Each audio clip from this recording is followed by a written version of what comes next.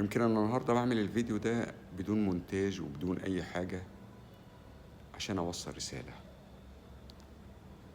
لما سافرت اليابان 2019 شفت الشعب الياباني كله بيتعلم يعمل ازاي انعاش قلب رئوي أو CPR، وشفت أجهزة الصدمات اللي موجودة عندهم كتيرة جدا، داخلة على المليون، ويمكن تكون تعدت المليون كمان دلوقتي.